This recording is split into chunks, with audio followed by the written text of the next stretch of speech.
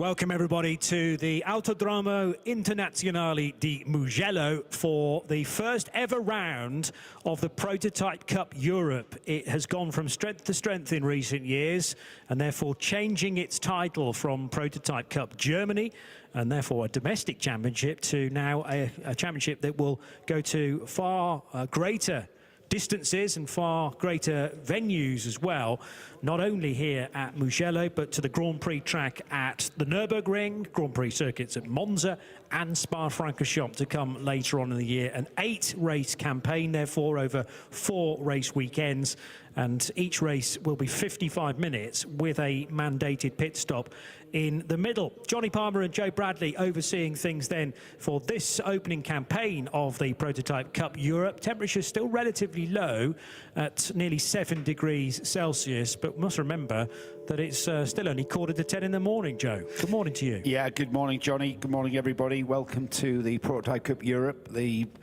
second race on the race programme here at Mugello, but the first time we've seen these cars under race conditions. We've got a 7-car grid, but as we've always said, Johnny, we only need 2 cars to make a race, so we've got 7, so that's going to work. Very, very chilly here, just over 6 degrees as we saw on the weather forecast on the weather sheet there, which means that we're going to give these cars 2 pace laps, 2 formation laps, and that is purely to get these tyres up to pressure. They're on a Michelin tyre. It'll be tyres and brakes that are all important for these drivers to be given a bit of a balanced performance and handling when we start this race, because what we don't want to see is any of these cars spearing off on cold tyres. So 2 formation laps, which is going to be the norm. The forecast for tomorrow is exactly the same, so it's going to be a bit of a, I'm not going to say rehearsal, this is race 1 of 2. These cars will kick things off tomorrow morning. Will be our first race of the day tomorrow morning, but here we are about to go and get started for a 55-minute mini enduro. We've got mandatory pit stops right in the middle. We'll clarify when the pit stop window opens and what the machinations of that are, but right now it's the car of Matis Plushkel, the Decane D09. We'll have more information on the cars that are on the grid. We've basically got 2 Decanes and the rest are Ligier GSP 325s. Brand new 2025 regulations, ACO regulations for the LMP3 class, bringing us all of these cars for the Prototype Cup Europe. Yeah, and one of the significant changes for this 3rd iteration of LMP3 race cars is a significant change in engine after the first 2 were Nissan Nismo powered, and in the change in the older regulations from one version of the engine up to, well, it was kind of the same block but just given a bit of extra performance. It went from a 5-litre V8 to a 5.6-litre V8. Well, this is a significant step change now because they're all Toyota powered and they have a twin turbocharged V6 these days in the 3rd generation of LMP3 cars. So those purists that used to love the thunderous noise of an old LMP3 car, unfortunately they're now having to get used to a much quieter car, but it's way more efficient Japanese technology. That Nissan engine, Johnny, was a big heavy lump, and it also was very high in the chassis. It gave these cars a bit of a pendulum effect and were very, very hard to get a setup that would give you a nice balance for drivers. And over time, it was seen that, you know, it's a prototype starter formula. It's your introduction to prototype racing, coming from GT racing, as would be the ladder on the road to Le Mans, which we'll come to in a moment, I would imagine. We're going to talk about that. So this refinement, this development is certainly in the right direction. These cars a little bit more manageable for the amateur, the pro-am driver, and more the gentleman driver, which is what these cars are aimed at. Here's the grid then. After qualifying yesterday, there were 2 qualifying sessions actually, each of 15 minutes. Qualifying 1, surprisingly enough, delivered us a grid for race 1, Q2 for race 2, and the BWT Muka Motorsport driver of Matis Plushkel, who is sharing with Tobias Clausen. So Clausen will get in for the second half of it, but they've taken pole from Maxime Dirix, who waved at us a few moments ago. He's well and truly revved up for the first race of the season, is the Belgian. And on the second row of the grid, it is Valentino Catalano for GMS team in car number 11, joined by Linus Hellberg one of two Swedish brothers, racing independently though. So Linus in the number 43 car for LA Racing. Then we have Mads Larsson for BWT Muka Motorsport in their second car, number 18. But the other brother in the Hellberg family is Emil. And Emil Hellberg in the LA Racing number 48 will start from 6th place. I did notice that Don Bastian, who was due to start from 7th place on the grid, may well be taking a start from the pit lane, or at least he's joining the grid from the pit lane.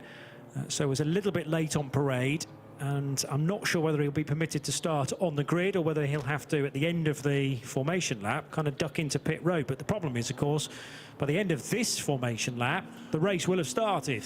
And well, does that then put him? No, that doesn't put him behind. The clock starts ticking, but effectively, if he joins on the back of the grid, I think the biggest thing on his jobs to do list is going to be get some heat into those tyres, because everyone's going to be 2 laps ahead of him on that tyre evolution. It's going to take him 2 or 3 laps to get the car balanced enough so that he can actually start competing with the rest of the field. But what I don't know is, did he miss the window to exit the pit lane? Normally there's a time start and a time end that you must be out of the pit lane and onto the grid. And it did look like he maybe missed that deadline. Sometimes that comes with a penalty. Well, even though the clock has started ticking, we're not completing any laps. So that kind of indicates to me that he will start at the back of the field, albeit from the pit lane, at a disadvantage of having freezing cold tyres. And I mean freezing cold. At 6-degree ambient, they are going to be like bricks of ice to drive on. So the first few corners, maybe even the whole of the first lap, is going to be a very, very tentative drive for Dominic Bastian. And he also, assuming he did get out of the pit lane, did so a long, long way back from the other 6 runners in the race, because he hadn't yet crossed the line at the end of the first formation lap.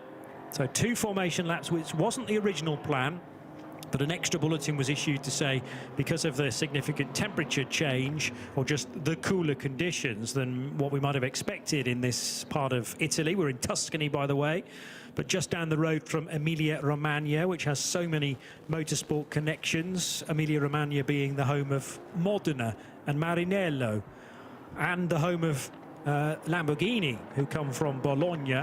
Maserati not that far away either.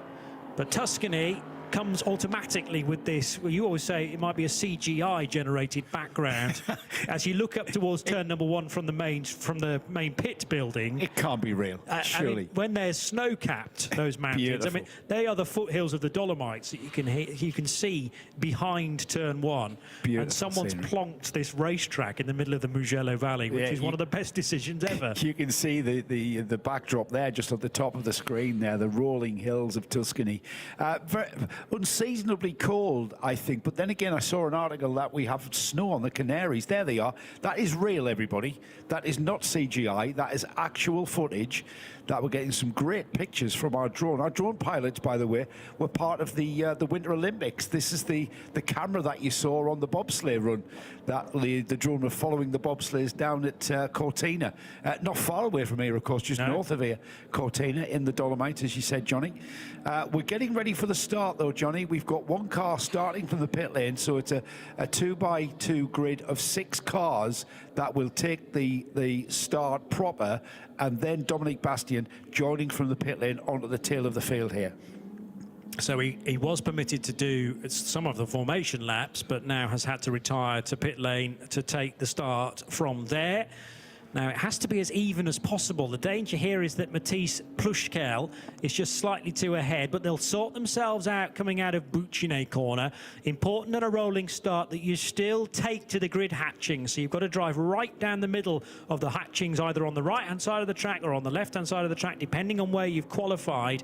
And you must not be out of position at the control line, the start line. But as soon as the red lights are extinguished, overtaking is permitted, and Matish Plushkel looks to have got a good getaway in the bright pink car, although he is being pressurised by the car in behind, who is Valentino Catalano, and Catalano will take to the outside line in number 11 to try and get ahead of the number 8 car. Can't do it though on the outside line there. Here come the Hellberg brothers up to 3rd and possibly 4th now for Emil Hellberg. Actually, at the line, Emil got ahead of Linus, I noticed, so they may have switched places, and Hellberg now trying to go around the the outside of Catalano and has made that stick, yeah, just about into second position. Doing that into the Materassi and the next right-hander at Borgo San Lorenzo. Now down the hill. The cameras don't really give it the full perspective of quite how steep that descent is over the access road that everyone drives in through the tunnel there in the morning. And now into the Arrabbiata right-handers. But a good getaway, Joe, on this opening lap for Plushkel in what is a long race, 55 minutes. And thankfully, everybody looking very racy, but racing sensibly, showing some good racecraft, some overtakes going on there. Every driver giving each other compromise and room. We had Bastian, who was allowed to take those formation laps at the back of that 6-car grid. However, he did peel off into the pit lane. It's showing on his outlap now, so he did have to go back into the pits and then start the race from the pit lane, thankfully with a little bit of heat into his tyres. So he has got a balanced car, but he's way out of down the order now, showing on his outlap, so he's way off the tail of this 6-car field. As we complete one lap, we've already had the 5 minutes of the 55-minute race, so it's effectively a race for 50 minutes now, as Plushkel in the decane in the lead by over 3 seconds already. It was Emil Hellberg ahead of Linus Hellberg, and then we've got a great battle going on here between Valentino Catalano and Mads Larsen, who are having a cracking race there. They're in 5th and 6th, so at the back of the 6-car train. Beyond them is Dominic Bastian, who's still on his first lap. And Valentino Catalano has had experience in the Michelin Le Mans Cup, and that is relevant because this year's Prototype Cup Europe is now, and let me get the wording correct with this, it is now an official championship approved by the ACO. That's the Automobile Club de l'Ouest, who organised the Le Mans 24 Hours, let us not forget, but also things like the European Le Mans Series, which visited this venue in 2024, as did the Michelin Le Mans Cup. And if you manage to win this year's championship in the Prototype Cup Europe, an amazing prize on offer, which is a position on the grid reserved for you in the 2027 Michelin Le Mans Cup. And if you manage to win and therefore get that position in the championship the following year, you are guaranteed to go to Le Mans, because there are 2 Road to Le Mans races, which normally sit as races 3 and 4 of that season's championship. I've got a question here, Johnny, which you may not be able to answer, but it's not... I might know someone who does know. Yeah, it probably do. If your objective is to just race in the Prototype Cup Europe and you happen to win the championship, but you've got no aspirations to take part in that Road to Le Mans event in June of 2027, can you then pass that back down the order in this championship? Is a question that we need to pose to someone. I'm sure you can concede the opportunity. Yeah, that's the word, isn't it? Concede. Say, right, well, you know, I know that's the prize, but actually, and it's a great prize, but for whatever reason, we can't commit to it. I don't know whether necessarily it goes to the second place team then. The second place team will want it to, I'm sure. But the danger is that it gets too far down the order then. The second place team don't want it either. But I mean, you know, why would you not want it? The problem is, I suppose, it doesn't come with any funding. Yes, you get a place reserved and it needs to be taken up, but you still got to generate the backing then to go on what is a significant campaign. I mean, we're already going to 4 race venues this year. The Michelin Le Mans Cup goes to Le Mans, but it also goes to 5 of the 6 European Le Mans Series races as well. The only one, well, this year, the only one that the Le Mans Cup will not go to is the visit to Imola, actually, just up the road from here. But otherwise, goes to all of the other ELMS venues, including, recently added, last year, Silverstone. So that's another draw as well, because many people wanted to go to Silverstone and the very high-speed nature of that British track right in the middle of the UK. Well, this Prototype Cup Europe, what a calendar it is. All of those iconic tracks that we're going to visit. Monza being perhaps the highlight of the season.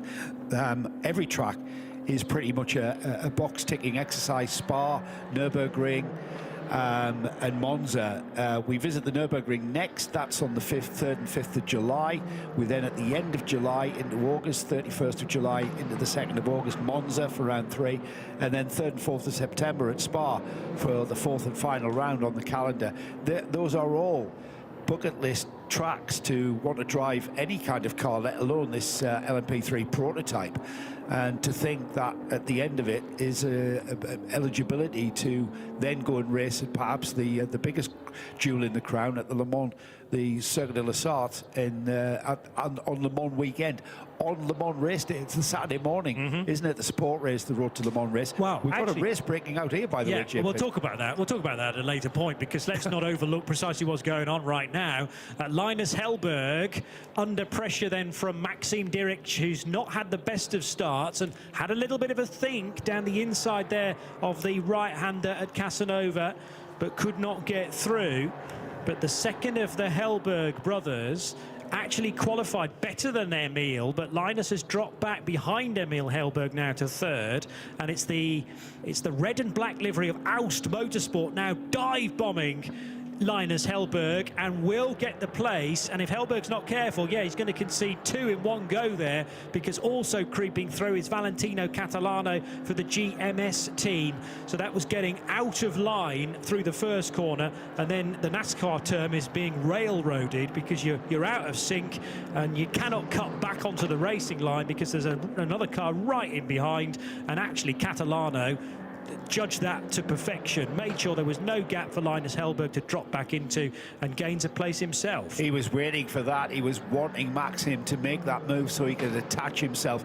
Already Linus Hellberg dropping back towards Mads Larsen. Here's another look at it. Down the inside goes Maxim Diric, and Valentino Catalano says, thank you very much, I'm coming with you, leave the door open, I'm coming by as well. They've clearly got a lot more performance than the Linus Hellberg car, and Hellberg already dropping away to the point where he's dropping back towards Mads Larsen, which leads me to think that maybe the Hellberg number 43 has a bit of an issue that is affecting the performance of that car, because he's dropped a lot of time to lose those places, and now dropping back towards Larsen, he's about to lose that one as well, which would put him at the back of this field. We've got Dominic Bastian, I know, Johnny, that has completed, he's already a lap down.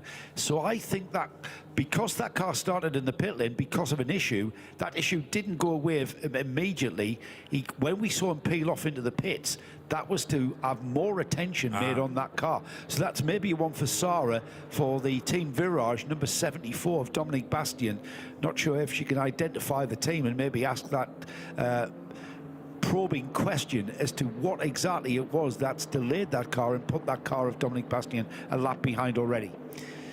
Yeah, because that's it.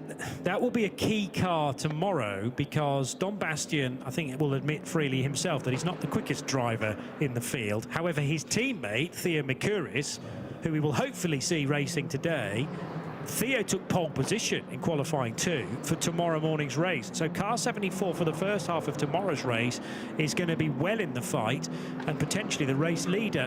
Is that not the Virage car going through there now? Yeah, so Dom Bastian is in the race, but as you said, he's a lap down. Yeah, so we're just trying to now work out why the car took a while to start the race, but does seem to be doing okay at this point. Admittedly, off the leader's pace, because we would expect that from Dom. There was a reason that the car didn't complete didn't join the grid to start the formation lap, and started those formation laps in the pit lane. So we just want to clarify, and Sarah's already on it. She's already making her way down there, probably sprinting as well, just to keep warm though. Well, yeah, it is pretty chilly. We're reliably informed by Sarah at ground level.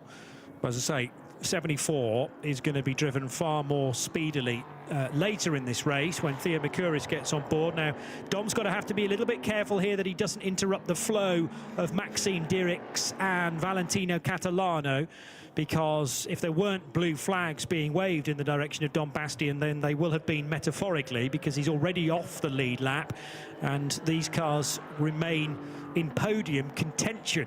They're running in 3rd and 4th, And Maxime Dirix and Valentino Catalano lost a little bit of ground, a little bit more ground on Emil Hellberg, who runs in second place.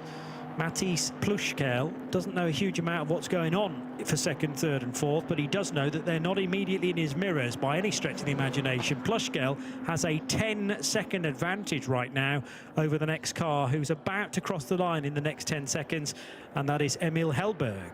Very similar liveries, but completely different, if that makes sense to everybody. A black with red trim is the car of Maxim Drix and Valentino Catalano, who was looking very, very predatory there, as we saw Maxime, the car ahead there, the black with the red trim, coming upon the back markers. We had Valentino Catalano looking like he was predatory insofar as getting towards the rear wing of Drix ahead of him, and if Maxim had made any kind of mistake, Valentino Catalano would have perhaps reaped the benefits of that one. An update on Linus Hellberg, who was just dropping back towards, that's the car there, the bright fluorescent yellow trim on that black car of Linus Hellberg, being caught by the pink BWT Mucker Motorsport car of Mads Larsen. Larsen was coming back towards Linus Hellberg at a point, and we thought Larsen was about to perhaps challenge the black and yellow car. However, that's become a little bit stagnant now, and those cars beginning to circulate kind of with a gap of about, what's that, about half a second, isn't it? Yeah, about half a second between them, and it's been like that for the last few laps. So whatever it was that Hellberg was dropped back towards Larsen, and what the cause was that seems to not be the case anymore. That is not a race car, Johnny. That's a Fiat Panda off there in the spectator areas. I think we've got Sarah down in the pit. Sarah, are you ready to, have you asked the questions? Have you got any answers? With Theo from Team Virage, his teammate Don Bastian is in the car at the moment. We're still a little bit unsure, but Theo, just starting in qualifying yesterday, you had an incredible time out in the car. Yeah, no, qualifying was good. We kind of expected to be quite fast, but we didn't know how it would be. There's been a lot of things in the air this weekend. You know, it's been new for all of us. So we've all been learning the tyres, learning the car a little bit. But yeah, qualifying was great. Great start to the year, and hopefully we can keep working on that throughout the year. And now into the race today. Something happened out on the formation lap that caused you to start in the pit lane. Can you tell me what you know? I know there's still a little bit of unknown. Yeah, no, we're not completely sure yet. We'll find out after the race, but basically we had to start from the pit lane in the end, which lost us a lot of time. So we're sort of working back from that. Obviously, we've lost a bit of progress, but it's all learning as well. We've got another race tomorrow to go for it, so we're learning today and we'll keep pushing. And you'll be in the car roughly what time, do you think? What time have you agreed to? What's the plan? Not sure yet. I think, well, roughly halfway, but yeah, we'll have to leave it a little bit and see what goes on during the race, if there's safety cars, things like that. But yeah, give it another 10-15 minutes and I'm sure I'll be in there. And another glorious day here in Mugello. Sun is out, fingers crossed no rain. This time last year it was a very wet race. Are you enjoying the track? Oh, I absolutely love this place. It's great to be back here. Last time I was here was 2024, so it's lovely to be back, and it doesn't get much better than this, does it? It's a little bit cold, but absolutely brilliant track, brilliant car. Couldn't be happier. Well, Theo, thanks for stopping to have a chat. Looking forward to you getting in the car for the second half of the race. He refers to the races he was here for in 2024. That was as part of the European Le Mans Series package when the ELMS made a single visit to Mugello, not been done before or indeed since. And at that time, he was in the Ligier European Series. So again, racing a Ligier, but on that occasion a JSP4, on his way to a title. And I'm just trying to work out whether they managed, he and Hayden Chance managed to win a race. They didn't. They finished second on both occasions in those hour-long races. Back to the matter in hand. Yeah, side-by-side cars on the main straight, Joe. Battle for second as well. Emil Hellberg being challenged, and around the outside has gone Maxim Drix. He's gone on that previous lap there. Oh, he slides wide. Hellberg coming back at him into the S's there, but Maxim Drix hangs on to that primary line. He's going to hang on to that second place coming out down the short straight here towards the Materazzi and Borgio San Lorenzo section of track, and then it's continuing downhill towards Casanova and Savelli, and it looks like Hellberg now coming under pressure from Catalano. As Drix has disappeared, the pace from Hellberg has completely disappeared on that lap, and we're only, well, 36 minutes still to go, so we're still early stages, relatively speaking. So on goes the fight for this scrap for 5th and 6th places. I'm still a bit puzzled as to why Linus Hellberg is losing so much time. We're obviously concentrating on the Emil Hellberg and Maxime Dirik's time, but considering Linus, who's Emil's brother, started ahead of him on the grid, for whatever reason, Linus hasn't been able to translate yesterday's qualifying pace into the race pace, and he's racing on his own, as both brothers are. That was the slight outbraking manoeuvre from Maxime Dirik's. He's going to have another stab at it, though, Joe. Well, yeah, it's Catalano's not really... Hellberg's got nothing really that he can do about Catalano that's coming. Maxime Dirik's has disappeared.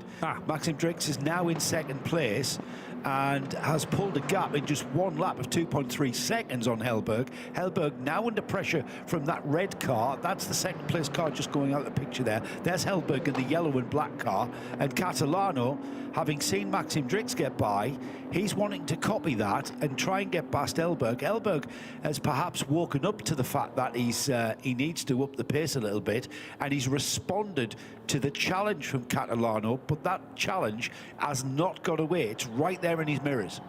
Well, you'd already mentioned that both liveries for Aust, Motorsport and GMS are similar. I fell right for it there, thinking, well, mixing one car up from the other. So, as you quite rightly say, Catalano doing the chasing now on Emil Hellberg, a fight that was for 2nd and 3rd, but Maxime Dirik's has cleared off, and we're now feasting our eyes upon the final step of the podium, and the car that will eventually miss out on a podium position, of course.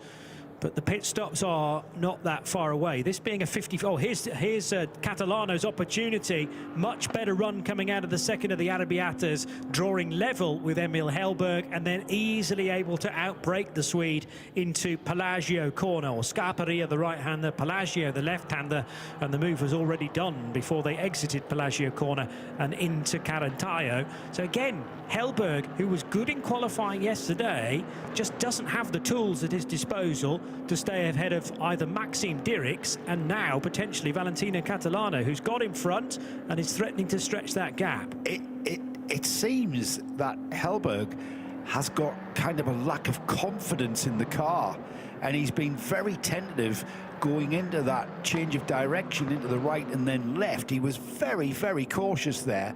That allowed Catalano to kind of gather himself up and go, how? I mean, look at the gap he's pulled already. And Hellberg kind of making a point of having to tippy-toe around some of these corners and losing a chunk of time to Catalano, who's already pulled a gap of almost a second. And that was all down to, it looked like a very tentative, very cautious turn-in from Hellberg. So maybe the balance of that car has gone away from him or something. Something's occurred where we had Emil Hellberg running in a very, very comfortable 2nd place already. All right, not making any kind of impression on our leader, Matthias Puschkel, who we've kind of neglected to even mention here. He's already pulled almost 16 seconds. The gap between 1st and 2nd, the BWT Mucker Motorsport car, the Decane is absolutely on fire here and pushing on. He hasn't really attracted our attention because he's doing such a fine job at the lead of this race. However, this car here, the 48 Emil Hellberg, the performance he had in the early stages of this race for the last, say, 17, 18 minutes does not seem to be there any longer. And it seems like he's struggling to get the car to turn in. He's not really sort of pushing into the corner, which has allowed both Dirik's and Catalano to really take advantage of, and now they've overtaken him, and now Dirik's off into 2nd place, Catalano in a very strong 3rd place there. Dirik's 16 seconds behind in 2nd to Puschkel. Catalano a further 4.5 seconds behind Dirik's in that 3rd spot. Pit stop window is now open, by the way. This is slightly more awkwardly placed, as in the pit stop window opens at 22 minutes and closes after 32 minutes. So it's still a total of 10 minutes that the pit stop window is open. But was that 22 minutes from the start, and it being a 55-minute race, 55-minute race, it is 23 minutes from the end. So, as I say, it's a little bit awkward, and as was the exit from the car. In fact, from the pole-sitting man, that was Mattis Plushkel getting... No, it wasn't. It was actually Mads Larsen, who has pitted from 6th place. The two BWT cars almost identical in livery, but tumbling out of the car. Sometimes that's the quickest way out, Johnny. Yeah, good point. Let's not be graceful about this. Don't need to be. If you've ever gotten out of a road car, a supercar, crawling out on your hands and knees. It was Jeremy Clarkson who did that on a Top Gear episode, wasn't it? Who said the easiest way to get out of this car was crawling onto the pavement on your hands and knees. Well, we saw a bit of that from Mads Larsen, didn't we? What I liked was there was then a roll at the end of it where he ended up on his feet. Trying to look graceful. Like a perfect gymnast. So the dismount eventually was fine. We've practiced this. We've practiced this. Yeah. But like you say, the number one thing is get out of the way of the ingoing driver. Just get yourself out of there. Don't pose as an obstacle in any way. Doesn't matter what you look like, just clear out the way, because the priority is then the ingoing driver getting the belts on, getting the seat insert in first. Because if there's a height difference between the two drivers, first of all, you've got to put that seat insert in, which has been moulded especially for you. Yeah, not an unfamiliar sight, seeing drivers crawl out on their hands and knees of these prototype cars. But the job is done, and the number 18 has completed its mandatory pit stop. Now at the wheel of that car is Marcus Pommer. So it's Marcus's job, as he heads out onto his outlap, is to get that chicane as high up the order as he can. Ahead of him is the two Hellberg cars, one of which has got into the pits now. That's the 43, just coming to a stop now. No driver change on the number 43, so Linus Hellberg will stay at the wheel of this car. And we mentioned performance of that car dropping off. We're seeing a little bit of tyre pressure being bled out of those tyres. They'll do all four. Lovely to see the Swedish colours on Linus's helmet there, just reminding us of Ronnie Peterson. That's the Swedish blue and the yellow trim, typical of national colours on helmets, which I'm all for. A little bit of tyre blade going on while the windscreen is being cleaned of all the flies and the detritus. Not many flies out there, I would imagine, at 6 degrees ambient temperature, though. The service looks like it's done. We are waiting for the clock to tick and getting ready to fire things up and get on his way. Linus Hellberg will now hopefully have a more balanced car now that we've checked those tyre pressures and are optimised where the engineer, the tyre engineer and the race engineer wants that tyre pressure to be. So hopefully we'll see Hellberg be able to maybe take the fight back to the cars in front of him. Now, the shortest possible pit stops would have been done by a double bronze lineup, but I'm just looking up and down the order. We actually haven't got two bronzes in the same car.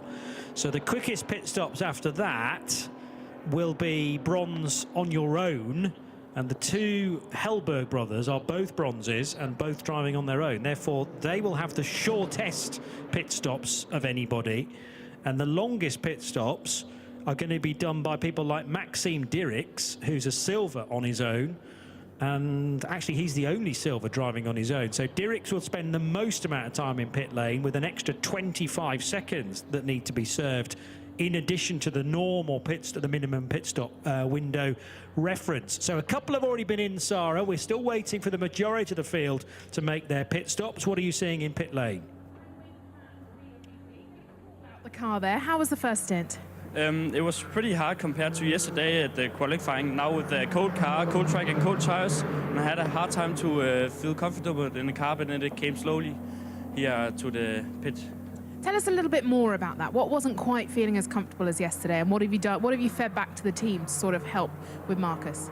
Now we had a heavier car now because we were driving a bit longer, and then I could feel that there was more understeer in the car, so the car was driving slightly different, but it was okay here for the last couple of laps. And any words to Marcus for the second stint? Any words for Marcus? He should just give it all he got and overtake the others. And enjoy it out there. Beautiful circuit, hey? Yeah, he should, yeah. Thank you so much, Mads. See you back here again for race 2 tomorrow. Well, that's sound advice from Mads Larsen to Marcus Pommer. Give it all you got and overtake everybody else in the race. It's simple when you put it like that, isn't it? So a Dane racing with the German Marcus Pommer, who is well established in LMP3 racing. And they are both piloting the Duqueine D09. Both Muka Motorsport cars, therefore, of the Duquesne variety. Everybody else with a Ligier JS P325, 25 being year 2025, when the cars were first available in the European Le Mans Series and in the Michelin Le Mans Cup. But it's been a kind of year's delay before people in the Prototype Cup Europe can get their hands on them, as now wide from the race leader, Joe. Yeah, pushing on. Matthias Pluschkel waking himself up by a little bit of an excursion into the gravel. That'll have got his attention.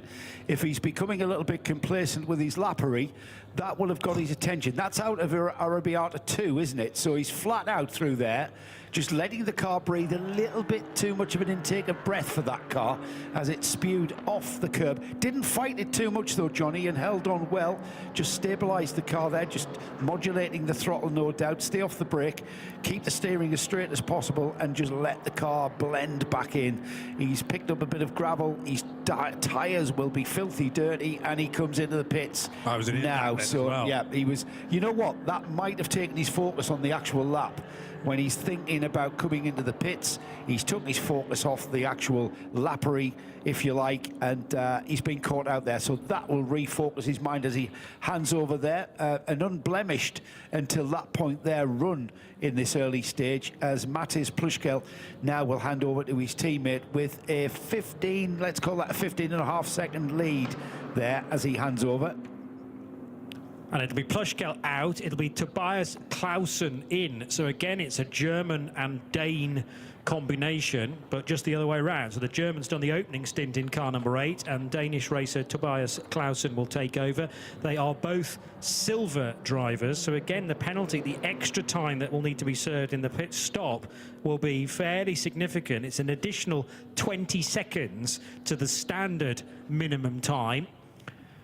And the minimum pit stop reference time will vary from track to track, because obviously there are different lengths of pit lane that need to be thought about. The Michelin Pilot Sport tyres are being utilised here, being checked, and in some cases being changed, as once more either a seat insert is removed or inserted for the ingoing driver, and the belt's done up as well by one of the mechanics. And the reason why this pit stop is not being done in a very hurried affair is, as I say, it's governed by a minimum pit stop reference time plus the extra 10 seconds that this duo have to serve. So Matthias Pluschkel, now his teammate Tobias Clausen in pit lane. And the other cars to pit on this lap, Maxime Dirix in car number 3 from 2nd place. Valentino Catalano came in behind from 3rd position for the GMS team. And also in on this lap, I should say, Emil Hellberg and Dom Bastian. So Dom's going to be handing over to Theo Mikuris. But outgoing from the race-leading car, Sarah, is Matthias Pluschkel. Matthias, great start. 13-second lead to hand over to your teammate there. Yeah, it was a great start. I think we did a really good job in warming up the tires, and we had a big advantage at the beginning. At the end, I struggled a little bit with the car and with the balance, but it was still quite okay to push on. I think we built the gap steadily lap by lap, and I gave the car over to my teammate in a reasonably good position. Yeah, definitely a reasonably good position. And how's the track feeling? Are you enjoying it? I absolutely love it. These fast corners are really enjoyable. And yeah, it was a lot of fun, this stint. Yeah, and let's see where we end up at the end. And a great start to put 13 seconds ahead, but coming in on the in-lap, there was a slight little moment. What happened there? Yeah, it was just, I wanted to push a little bit more on the in-lap to give a little bit more of an advantage to my teammate, and I just overdid it a bit, understeered right and went through the gravel, but luckily I think it was 2 seconds lost or something. Not ideal, and I'm very sorry to the team, but yeah, I think this sort of things happens when you really push. Yeah, well, thank you so much, Matthias. I think we have to jump out the way. I hear there might be another car coming in behind us. He's shouting pit box. Well, thank you, and back to you.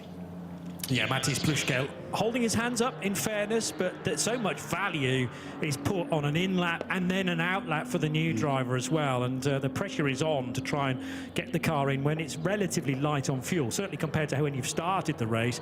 Car's nice and light, and you are determined, or your ability to drive these cars quickly is not only down to the sort of flying laps that you do and the average lap pace that you can produce from those, but then also how much time can you gain on the others as you're heading for pit lane.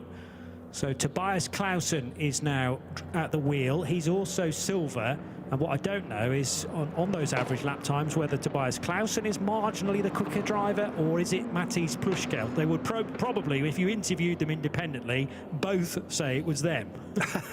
Yeah, let's not get into that debate. Imagine playing Monopoly in their team awning. 11 seconds is the gap now that things have settled down, and it looks like everyone has pitted. I think, Johnny, we've got Theo Mercouris now taking over the Team Virage Ligier from Dominique Bastien, the number 74, that is on a recovery drive, if anything, from the back of the grid. It's going to be interesting to see how well Theo can do in the next 20 or so minutes. Emil Hellberg has dropped to 6th. We've got Marcus Pommer now at the wheel of the number 18 in 5th. Linus Hellberg, with those tyre pressures now bled to where the team perhaps want them, is currently 4th. Jacob Erlbacher now at the wheel of the GMS car. That's the red and black car, the number 11 in 3rd. Maxim Drix stays at the wheel of the Aust Motorsport, number 3 in 2nd. And we will see, with that gap beginning to come down somewhat, 11 seconds. It was 13 seconds a moment ago. Lap times, last lap by, was 1:58 for Tobias Clausen. That was his first flying lap. So we'll see what sort of lap time Tobias is capable of next time by, and we'll see just what we're going to be watching now for the next 20 minutes or so, whether we've got a race to the flag or whether or not we've got Tobias Clausen in full control. Here he comes across the line. His out lap was a 58. His first lap is a 48, and that is very much on the pace. Yeah. Well, remember there was a 5-second difference of the pit stops as well, because Maxime Dirix is a solo driver, and those that write the regulations suggest that if you're staying in the car, so you've done the opening stint, and you have great knowledge of how the track is beneath you now, track conditions are forefront in your mind, you know where maybe there's a bit of gravel on the track, so to avoid that in the future. Whereas if there are two drivers, Tobias Clausen is very new now to the current track conditions, and therefore if you're with two drivers, that's considered a disadvantage versus a solo drive. So because of that, they try and equal it out a little bit by giving the solo driver 5 extra seconds to serve in the pit stop, and Dirix is about 7 seconds behind. So 5 of those he couldn't really have done a great deal about, because the number 8 car spent less time in pit lane. The pit window, by the way, is now closed. That closed at 32 minutes into the races. Now there's a spin for Linus Hellberg coming out of the first of the Arabiatas, and that was right in front of a couple of other cars. Actually, Jakob Erlbacher and Marcus Pommer were at a sufficient distance, but you're very quickly going into Arabiata there, out of Cervelli corner, and they had to react. Thankfully, his car spun out into the gravel. He's recovered it very quickly indeed. Incredible that the car didn't dig deep into the gravel. He was able to drive out of it. Here he goes into the corner here. It all starts here. He gets far too wide on the entry, and when he turns in, the car's already in a kind of unstable condition there, not smooth driving at all, and being caught out massively for Linus Hellberg. He will drop to at least 6th place, even behind his brother Emil, it might be. He's got dirt on his tyres, he's got gravel in the car as he comes out of the final turn, just bringing those tyres, cleaning and scrubbing those tyres back to where he needs them to be. But Linus now crossing the line in 4th place, and not as bad as I thought it might be. Into 3rd has gone Jacob Erlbacher. Maxim Drix still chasing down, gap to 3.8 seconds now to the leader, Johnny. So the Tobias Clausen lapping steadily in the 1:48. However, it's not quick enough. He needs to be gaining another 3 seconds to stay ahead of Maxim Drix. The other thing that's happened is that Emil Hellberg has fallen off the lead lap, and I don't know why that is the case. I think that's correct. Yeah, he's completed 18 laps and therefore will be a full lap behind Linus Hellberg. So that was a much longer pit stop than the 48 crew will have planned for. Emil down in 6th place when he was looking like the quicker of the two Swedish brothers, in actual fact.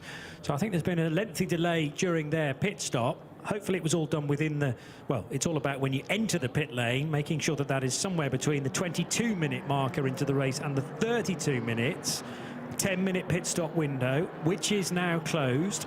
and everybody has done their pit stops. Theo Mercouris is finding huge amounts of time, but unfortunately for him, he's now 3 laps down.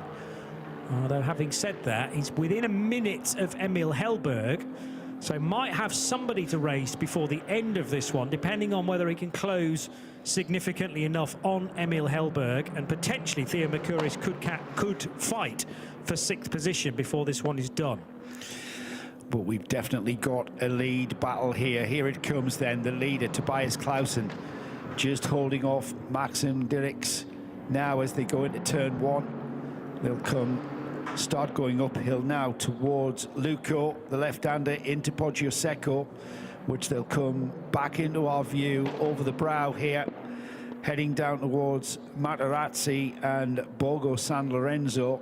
And all the time, in fact, the audacious Maxim Dirks beginning to flash his lights to announce his arrival onto the rear boot lid of Tobias Clausen. Not that these cars have got boots, of course, it's a rear wing that he'll be nestling up against very, very soon. Downhill sections now towards the Arrabbiata corners. Flashing of the lights still going on from Dirks through Arrabbiata 2. This is where the move's going to come, I think, Johnny, as they head towards the right-hander at Scarperia. Not quite enough to get alongside. He's going to go through a left-hander at Pelagio and then onto the hairpin at Corintiao. From there, it's a run to the final corner through a flat-out S, so there's not really any opportunity to overtake here. I think he's going to wait until the main straight here, Johnny, or he's going to prove me completely wrong here. But he's got a flat-out S, so there's no real way to get by, and then you do not want to compromise the final turn at Buccine. This is where he'll slot in behind and then just drag his way by alongside and into the lead by the time we get to turn 1. Yeah, I think you give up any opportunity you might get through the Biondetti chicane, because it's such a high-speed left-right flick, really, just a slight change of direction. And now the opportunity is much greater for Maxime Dirks, although his exit out of Buccine corner was not that great. Huge chunk of tyre pickup was flung into the air there, and there's a bit of debris right in the middle of the track as well, which has just been whacked by Maxime Dirks, which will not necessarily help his cause. Very good exit out of San Donato, but he can't get underneath the Muka Motorsport car in time for Luco, so had to kind of get off the throttle, or certainly more so onto the brakes, to make sure no contact was made. Sector 1, Maxime Dirks is much faster than Tobias Clausen, but Clausen is putting the car in all the right places to stop Maxime's advantage. Yeah, the momentum that Maxime Dirks had to close on the rear bumper of the rear wing. Well, why am I saying bumper? It's not saloon car racing, is it? On the rear wing of Clausen, that has now been stifled. And he's kind of settling in behind the car through the Arrabbiatas here. He might be quicker, or he might be able to go quicker through those 2 sweeping right-handers. However, that momentum is being stifled, and once you stop that momentum of not drawing alongside the car that you're trying to overtake, you then have to settle in behind, and then it's very, very difficult to nitpick and chunk away at the position to get by. So it's going to be maybe an outbraking maneuver. He's going to have to think about this, because Tobias Clausen is doing just enough, Johnny, to keep him behind, and he's been behind him now for 2 laps. So Clausen is a silver driver, Maxime Dirks a silver driver, but Dirks is arguably the quicker of the two right now. He is, well, he might actually be upping the pace of Tobias Clausen, whose probably eyes are on stalks now. One eye in front, one eye on the door mirrors to try and work out precisely where Maxime is going to attempt an overtake next. And Maxime Dirks trying the old trick of flashing the headlights as well to try and distract. Tobias Clausen might not be able to do much about this latest attack from Dirks down the inside at San Donato, and will snatch the race lead away. That's exactly what he tried to do a lap ago, and then couldn't get by at Luco, but attempted the overtake much earlier on, darting there to the inside line, and that was really well judged. Yeah, that was more about momentum all the way down the straight, just pulling out, getting a bit of a slipstream. Before they even went on the brakes there, he was alongside. So a very clean overtake, very cautious in the application of that overtake. No need to make any rash moves and risk, I suppose, coming into contact with the Clausen, the pink car of Clausen. And now the leader, Maxime Dirks, will show for the first time next time by at the lead, in the lead of this race, at perhaps a crucial time, with under 12 minutes of this 55-minute race to go. Maxim Drix in Aust Motorsport will lead the motor race, and if things continue, Johnny, I can't see anybody out there who has got the performance to maybe challenge, or maybe mount a challenge even, as Drix is now the fastest car on the track. Yeah, that was the champagne cork being popped, wasn't it? Because he was certainly there waiting for his chance to do so, and I did think that Maxime was threatening to dance away from the Tobias Clausen car. Clausen was holding him up, and now Maxime Dirks coming into his own. He's about to cross the line with what previously was a 0.2 of a second advantage. It's going to be 2, 3, maybe 4 seconds. No more than that, because 2.8, so I wasn't that far away as Tobias Clausen crosses the line. And the next worry for Clausen is how close is Jakob Erlbacher, and will he become a threat in the closing stages, because he's still got just under 11 minutes to hang on to this second place finish. Yeah, we'll keep an eye on that gap, Johnny. It's at 2.8 seconds there, so it's kind of equidistance between first, second and third. However, Jakob Erlbacher last time by 1 minute 46.2 was his lap time. Tobias Clausen 1 minute 48.4. Lap time from Clausen is 48 seconds. He's absolutely metronomic. He's putting 1 minute 48, 1 minute 48, 1 minute 48. Not quick enough to stay ahead, I think, of Jakob Erlbacher. The GMS team, the red car with the black wings, is beginning to gain ground, and we'll see next time by just how much ground he's gaining per lap. At the moment, I think it's about 2 seconds a lap. So 10 minutes on the clock. There's going to be a change for second, non-schedule. Without a doubt, the fastest car out on track at the moment is Theo Mercouris. He's setting fastest laps after fastest laps. He's down in the 1:43s. Now, bear in mind, Maxime Dirks, who leads the race, is only capable of doing 1 minute 45s at this stage, and he's not hanging around. Unfortunately, Theo Mercouris' efforts are not really going to be shown on the results sheet because of the dramas that Don Bastian was involved with at the start of the race. But it's going to be fabulous for tomorrow's race, because Theo Mercouris will start from pole position, having done the second qualifying yesterday, and Mercouris should be able to open up a big gap. So then Don Bastian will have a very different challenge when he takes over at half distance tomorrow morning in hanging on to what should be a significant race lead. Yeah, that's interesting, isn't it? Totally in reverse, I think, from what we've seen to date. Let's have a look at the gap between these two here.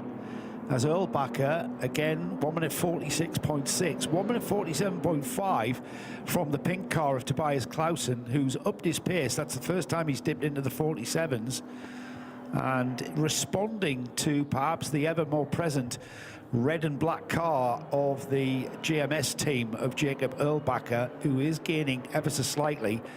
But if Clausen can continue in the 47s, where then we've got Erlbacher only gaining perhaps a few tenths here and there, and less than a second, he may just be able to defend that second step of the podium position, which he finds himself in right now. Dirks leading on lap 25, a gap of 5 seconds back to Tobias Clausen, and the lap times are favourable towards Clausen versus Erlbacher. Not so much in the other direction, though, when you compare Clausen to the race leader Maxime Dirks. So that's expected really to only go in one direction. Other fights further back down the order, well, it'll be interesting to monitor Marcus Pommer's advances towards Linus Hellberg, because Pommer is a silver, whereas Hellberg is a bronze. So again, the German would be expected to generally outpace Linus Hellberg, but he has got 6 seconds in order to start to fight for 4th place. Another lap in the bag. Here they come. Maxim Drix leads by just under 5 seconds, is it? Let's see. No, it's just under 7 seconds now. Tobias Clausen is less than a second ahead of Erlbacher now. And the lap times there, 1 minute 47.4 in comparison to 1 minute 46.3. So Erlbacher took more than a second off him that time by, Johnny. Yeah, so that's definitely going to be one to keep our eyes on for the closing phase of this race. 7 minutes of entertainment potentially, because we know that Tobias Clausen is an excellent defensive driver. He didn't do anything wrong in his defence earlier on from Maxime Dirks, or not for me anyway. There are little tactics that you can do in slowing down your car in the middle portion of a corner and preventing a rival in behind you from accelerating when they want to. And I think we're going to be in the same scenario here as Jakob Erlbacher, who took over from Valentino Catalano in the number 11 GMS team car. And Erlbacher and Catalano seem to have similar speeds now that Erlbacher is well and truly in the rhythm. Down the hill into Scarparia corner, Pelagio, this left-hander with the wide, flat curb that you can use, should you choose to. And then on the run into Correntaio corner, in behind the large grandstand, which is steadily becoming more populated with fans as we reach the crucial part of this first ever Prototype Cup Europe race. Here we go then. They're going to be through Bacini, which is the final corner here at Mugello, and then across the line. We can put the stopwatches to one side. We don't really need a stopwatch to monitor the gap now. It was under a second last time by. Dirks already across the line. He will extend that lead, no doubt. It was just under 7. It's now 9 seconds to this pink car here of Tobias Clausen, who continues to circulate with the ever-present Jakob Erlbacher in the GMS team, the red and black car. They're about to challenge, just coming under 5.5 minutes. So time running out for Jakob to get underneath the rear wing of that car ahead of him and then challenge for that second place. This is all about the second and third steps of the podium. And as Johnny said, the first ever Prototype Cup Europe event here at Mugello this weekend. We've got the second race coming up tomorrow morning.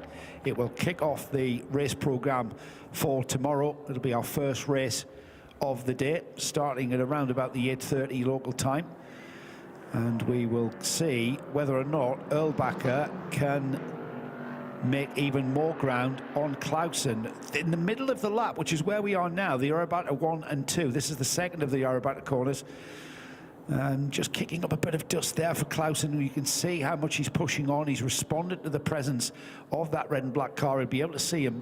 It's not a great amount of view from these cars. They're renowned for a restricted view with that massive A-pillar where the door meets the windscreen. So you can see front and forward, but very little peripheral. And you've got that very small mirror that you can you can discern colours in the mirror more than anything. It's not clear, it's certainly not HD quality viewing from those mirrors in the car. But he will be no doubt aware that Jakob Erlbacher is indeed right there. He needs to not make a mistake, does Tobias Clausen. And as they come across the line again, the flashing lights has stopped from Jakob. No need for that. 3 minutes and 45 seconds. And Johnny, I think Erlbacher has pace to catch Clausen, but I'm not sure. Oh, and Clausen makes a mistake there, getting on the power a little bit too early. We saw the back end of the car begin to spin the wheels up. When the wheels are spinning, it's not going forward. So he's lost a little bit of time there. He hung on to that. That'll have got his heart rate up, no doubt about it, because that car started to squirm underneath him.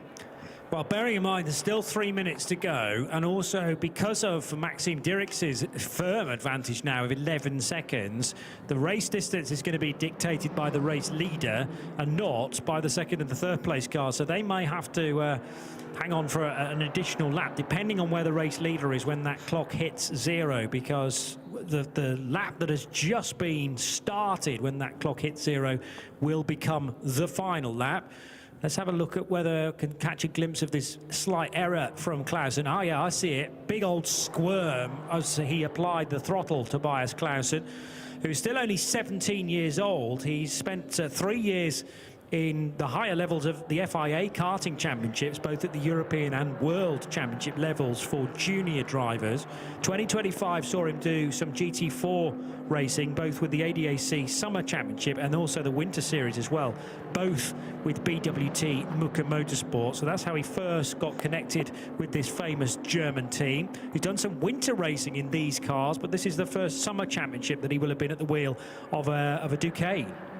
The urgency of Clausen's driving was clearly seen there with the application of the throttle out of turn 1 here, which he's heading towards now.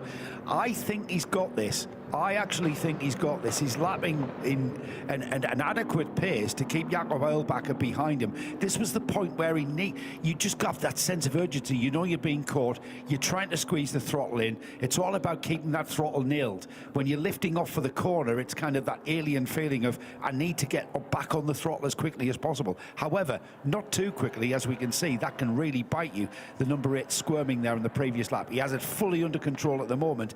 And I'm going to say this, Johnny, Tobias Clausen, I think, is going to be doing just enough to stay ahead of Jakob Erlbacher towards the flag. Obviously, you're going to generate some uneven tyre wear, though, as well, if you start to just blast it out of the corners and the car squirms on you. But I've only seen one very tiny error like that so far. And because of these Michelin tyres being built with such reliability, intended, of course, to be kept on a car for easily an hour-long stint, they will be able to take that very isolated type of punishment. And again, Jakob Erlbacher is going to have to think outside the box here in order to, first of all, catch Clausen, because he's not close enough, let's face it, at this point, to fashion some kind of overtake. And then he needs probably a bit longer than he's actually got, bearing in mind there's only 35 seconds or so left in this race. They will squeeze one more lap out of this, because, as I've said, Maxime Dirks is 14 seconds up the road. He's begun his final lap. But the first thing is that Jakob Erlbacher's got to be a bit closer than he is. We're not seeing the type of pressure that Maxime Dirks was able to apply on Tobias Clausen earlier on in this stint. Well, Clausen lapping quicker than Jakob Erlbacher that time by 1:47.3 for Clausen, 1:47.9. So I think even Erlbacher has got the message that he perhaps hasn't got the performance without risking too much to perhaps challenge Clausen.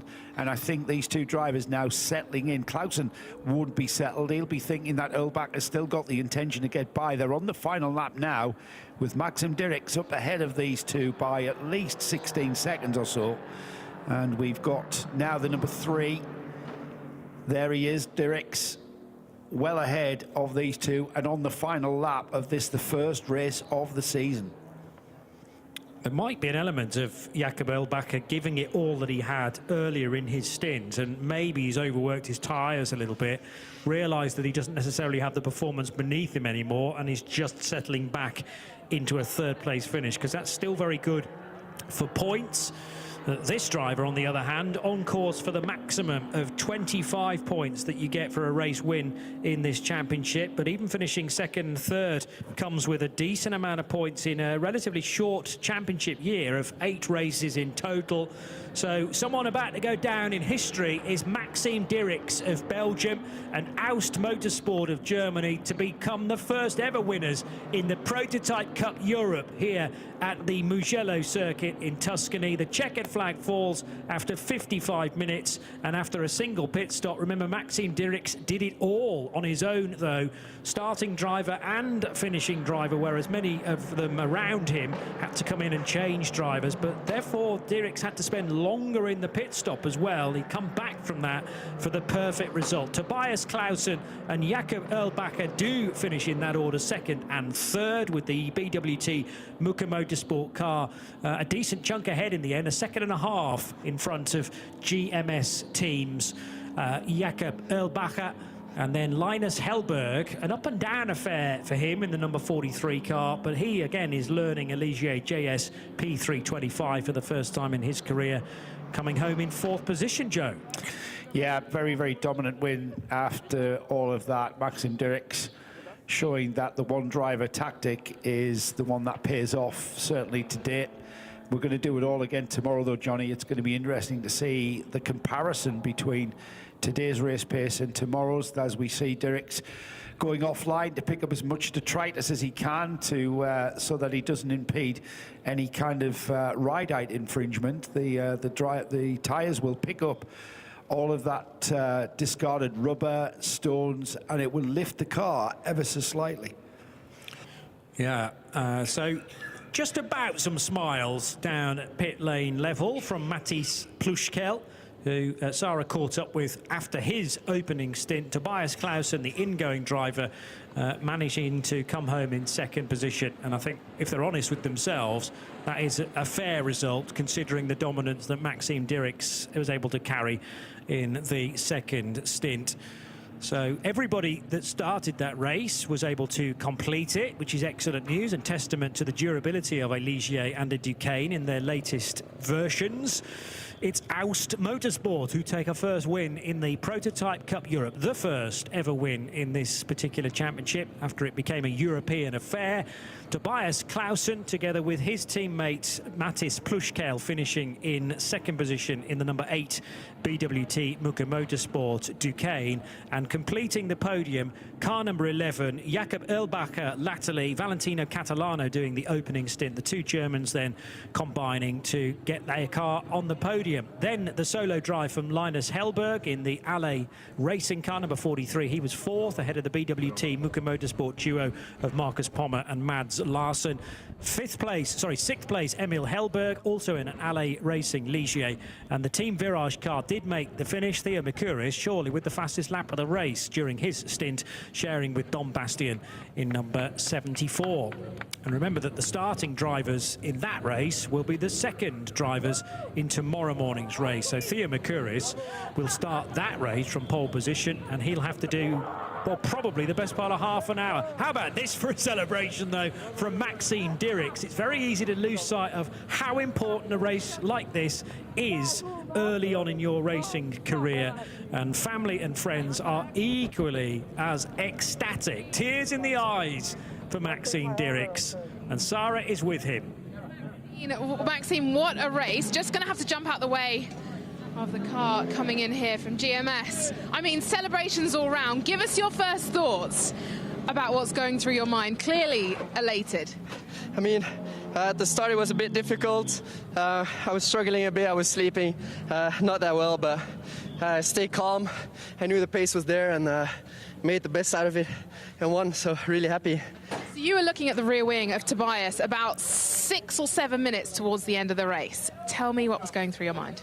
Yeah, it was a bit stressful with dirty air and all. I knew I was a bit quicker, so I was just waiting for the right opportunity and then just went for it and made it stick, so really happy. Well, thank you so much, Maxime. We'll see you up on the podium momentarily.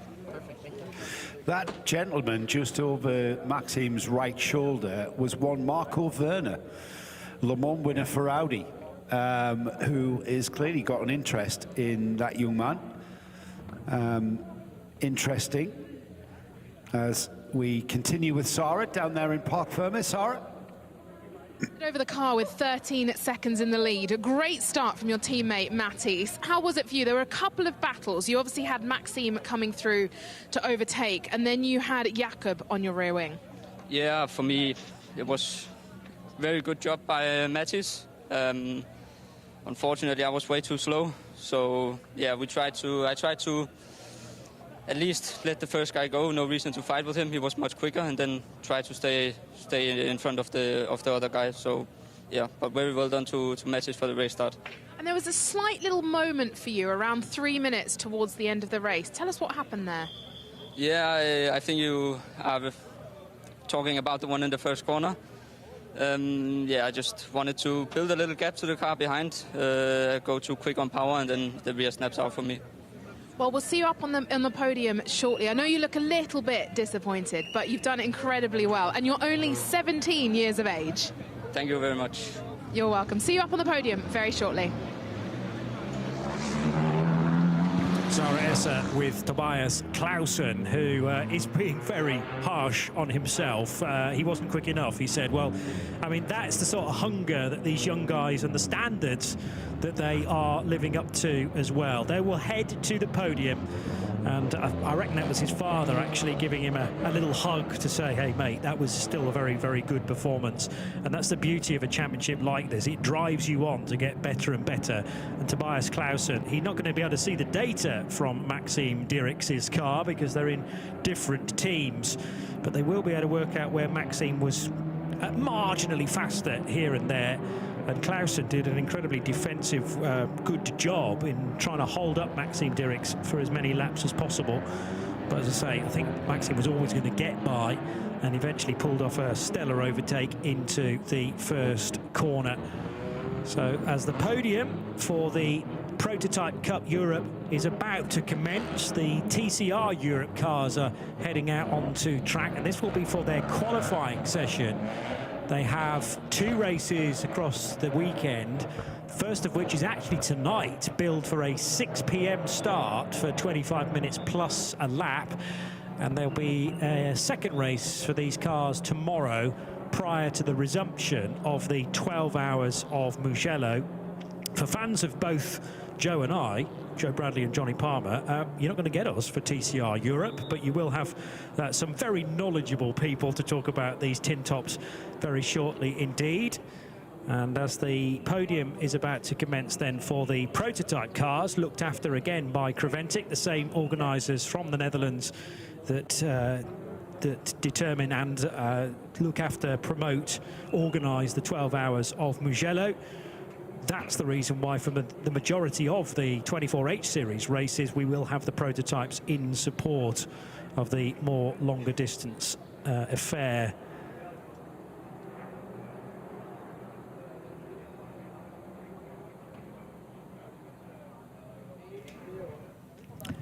So it'll be Sarah again to look after the podium presentation for these 3 drivers.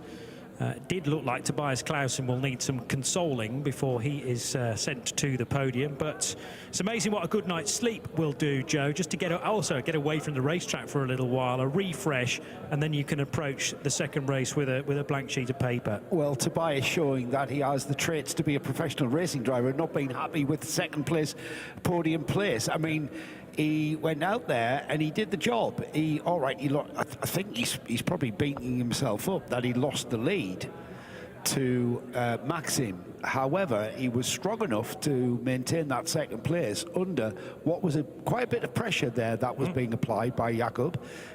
So he may be beating himself up. They'll get back to the debrief. They'll go over his data. He'll start matching his data with his teammate and finding that he's got a lot to learn still. He's only 17. He's got a lot to learn.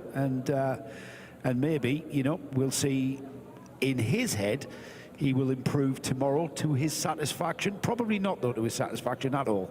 He's probably going to be beating himself up for his whole career, as most of them do. Here's Sarah then with the prototype podium.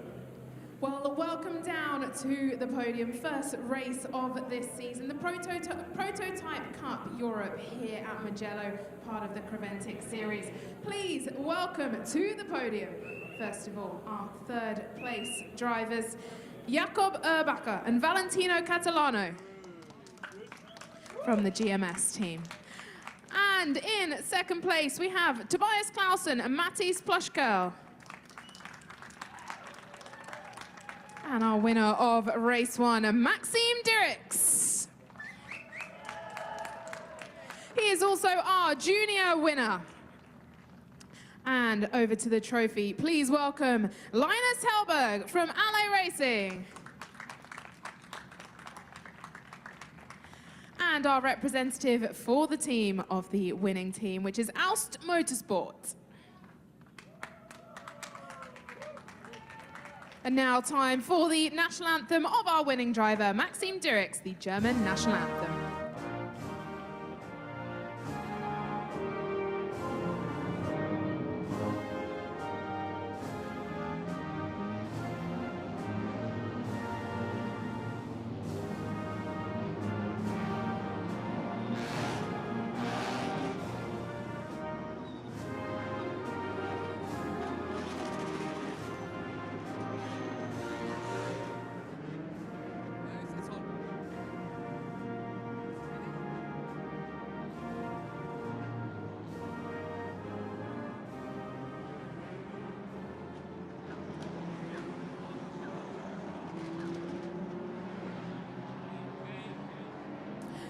Now time for the trophies. Getting a little bit noisy out here, but time for the trophies. First of all, please can we welcome to the podium who will present the trophies, Ori Lichtenberg from the Creventics, and he is the series manager, and Tim Hoare, the motorsport manager from Michelin. Please put your hands together one more time for our third place drivers here for race number 1 for the Prototype Cup Europe. Valentino Catalano and Jakob Erlbacher from GMS team. And our second place drivers, Tobias Clausen and Mattis Plushkel from BWT Motorsport. And for our winner, we're just getting the trophy ready.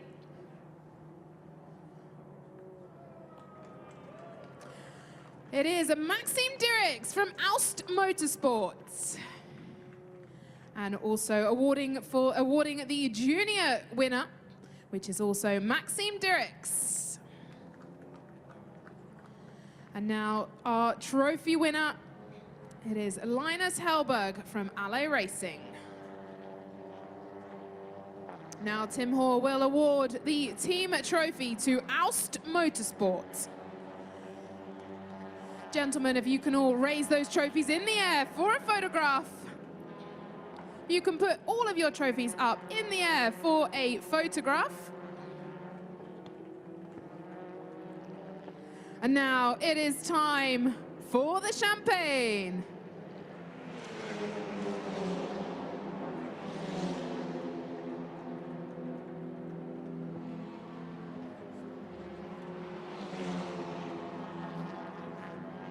Gentlemen, it is time for the celebrations. Grab those bottles.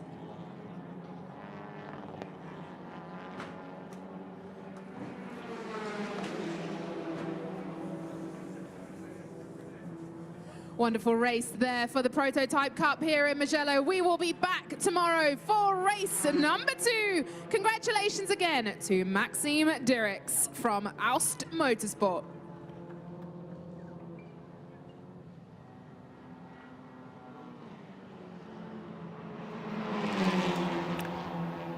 Race number 1 done for the Prototype Cup Europe then. We will be racing again tomorrow morning. And remember, they're the first race on the bill for Sunday with an 8:40 start.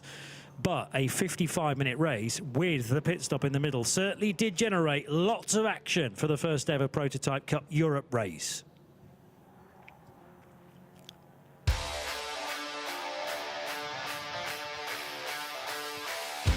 So the grid generated a lot of interest because, remember, one driver selected for the majority of teams to do qualifying 1. The other driver went in for qualifying 2, and therefore they will start tomorrow's race. But the early exchanges eventually coming the way of Mattis Plushkel, who got a good lead over everybody else until the moment of the pit stops. Not the most extravagant of exits for Mattis Plushkel, and the in-lap as well had a little bit of a hiccup, but not as much as Linus Hellberg after his spin at Arrabbiata. Bits of debris here and there, occasionally hit by racing cars, including Maxime Dirix. And the Belgian had a really good fight then with Tobias Clausen, but Dirix eventually pulling off the overtake into Sand on outer corner, and a convincing victory for the Belgian. He utterly celebrated that win. A solo effort, grabbing one of our cameras as well before Sarah was able to step in and chat to the young Belgian. Can he do it again tomorrow morning is the big question for race 2 of the Prototype Cup Europe. Of course, we will have the full 55 minutes live again tomorrow from 8:30.